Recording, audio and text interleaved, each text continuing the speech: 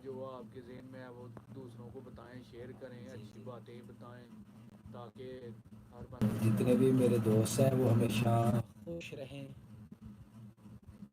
और ज़िंदगी की सारी बहारें जो है तुम्हारी ज़िंदगी अता फरमाए। तो आज सबसे पहले जो हमें ज्वाइन किया जी वो है हमजा संधू साहब। तो ये मेरा पहला जो है ना ये यूट्यूब फ्रेंड बन गया जी। तो बड़ी खुशी हुई है। अभी मैं बैठा हूँ तो हमजा ने मुझे देख लिया और मुझसे मेरा हाल हवाल पूछा, तो उसका थैंक्स भी मैंने किया।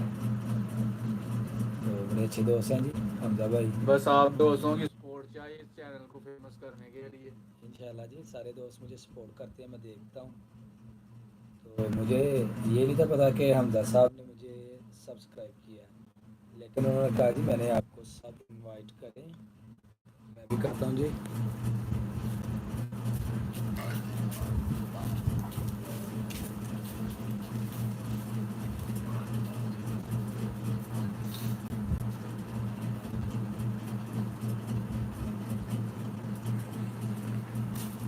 गर्मी दानिश भाई जेठ दी 3 तरीक हो गई है ते गर्मी भी जड़ी है ना जनाब पूरी अपना अरूज के उपर ਇਹਦੇ ਨਾਲ ਹੈ ਵੀ ਮੱਖੀ ਮੱਛਰ ਜਿਹੜਾ ਹੈ ਨਾ ਇਹ ਖਤਮ ਹੋ ਜਾਏਗਾ, ਕਿਉਂਕਿ ਮੱਛਰ ਜਿਹੜਾ ਨਾ ਅੱਜ ਕੱਲ ਉਹਦੀ ਵਬਾ ਬੜੀ ਫੈਲੀ ਹੈ। ਡੈਂਗੀ ਦੇ ਹਵਾਲੇ ਦੇ ਨਾਲ ਬੜਾ ਲੋਕਾਂ ਨੂੰ ਅਲਰਟ ਕੀਤਾ ਜਾ ਰਿਹਾ ਕਿ ਬਈ ਡੈਂਗੀ ਤੋਂ ਜਿਹੜਾ ਹੈ ਨਾ ਉਹ ਬਚਣਾ ਵੇ।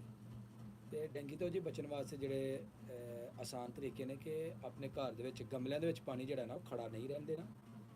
ਉਸ ਤੋਂ ਇਲਾਵਾ ਘਰ ਦੇ ਵਿੱਚ ਅਗਰ ਟੱਪ ਵਗੈਰਾ ਪਏ ਨੇ ਪਾਣੀ ਵਾਲੇ ਜਾਂ ਬਰਤਨਾਂ 'ਚ ਖੁੱਲ੍ਹਾ ਪਾਣੀ ਪਿਆ ਉਹਨਾਂ ਨੂੰ ਖੁੱਲ੍ਹਾ ਨਹੀਂ ਰਹਿਣ ਦੇਣਾ, ਤਾਂ ਕਿ ਇਹ ਵਬਾ ਜਿਹੜੀ ਹੈ ਨਾ ਇਹ ਨਾ ਫੈਲੇ।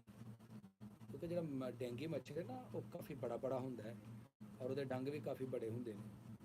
ਤੇ ਰਾਤ ਨੂੰ ਜਦੋਂ ਤੁਸੀਂ ਸੌਂਦੇ ਹੋ ਆਪਣੇ ਰੂਮਾਂ ਦੇ ਵਿੱਚ ਅਗਰ ਮੈਟ ਲਗਾਉਂਦੇ ਹੋ ਤਾਂ ਖੁਦਾਰਾ ਉਹ ਮੈਟ ਲਗਾਉਣਾ ਜਿਹੜਾ ਨਾ ਬੰਦ ਕਰ ਦਿਓ, ਕਿਉਂਕਿ ਉਹਦੀ ਸਮੈਲ ਦੇ ਨਾਲ ਜ਼ੁਕਾਮ ਬਹੁਤ ਜ਼ਿਆਦਾ ਹੁੰਦਾ, ਬਸ ਸਾਂਸ ਦਾ ਜਿਹੜਾ ਨਾ ਮਸਾਇਲ ਉਹਦੇ ਨਾਲ ਬਣਦੇ।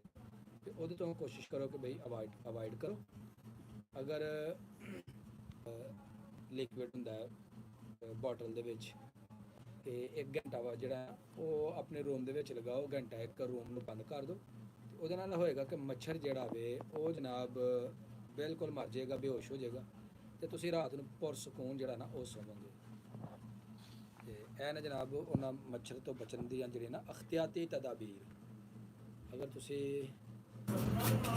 ਇਹ ਹਕੂਮਤ ਦੇ ਹਦਾਇਤ ਦੇ ਉੱਪਰ ਅਮਲ ਨਹੀਂ ਕਰੋਗੇ ਤੇ ਉਹਦੇ ਵਿੱਚ ਸਾਡਾ ਨੁਕਸਾਨ ਹੈ, ਉਹਦੇ ਵਿੱਚ ਆਵਾਮ ਦਾ ਨੁਕਸਾਨ ਹੈ। ਹਕੂਮਤ ਜਿਹੜੀ ਗੱਲ ਸਾਨੂੰ ਕਹਿੰਦੀ ਉਹਦੇ 'ਤੇ ਸਾਨੂੰ ਅਮਲ ਜਿਹੜਾ ਨਾ ਉਹ ਕਰਨਾ ਚਾਹੀਦਾ ਹੈ, ਤਾਂ ਕਿ ਉੱਤੇ ਅਮਲ ਕਰਕੇ ਅਸੀਂ ਆਪਣੀ ਸਿਹਤ ਨੂੰ ਕਰ ਸਕੀਏ ਸੇਫ। ਤੇ ਜਲਦੀ ਜਨਾਬ आओ आके वीडियो देखो, गपशप लगाओ जनाब। असल दे विच ना सूरत हाल है कि गर्मी दे विच ज़्यादा बोलिया भी नहीं जाता और कोशिश करिए कि बड़े अच्छे जेह्ड़े ना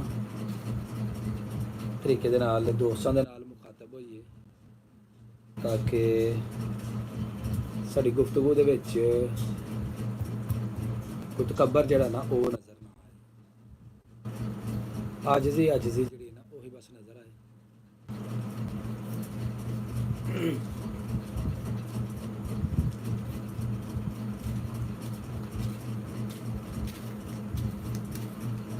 जी तुहानूं बाहर दे मनाजर दिखाने हैं, बाहर जेह्ड़ा ना अंधेरा छाया होया वे,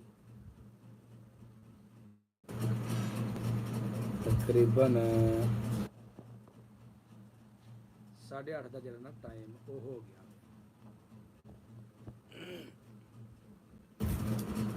ते इंशाल्लाह दोबारा तुहाडे नाल फिर जी बाद विच कनेक्टेड हुन्ने आ। हाल दवो इजाज़त, हमेशा रवो खुश, अल्लाह हाफिज़।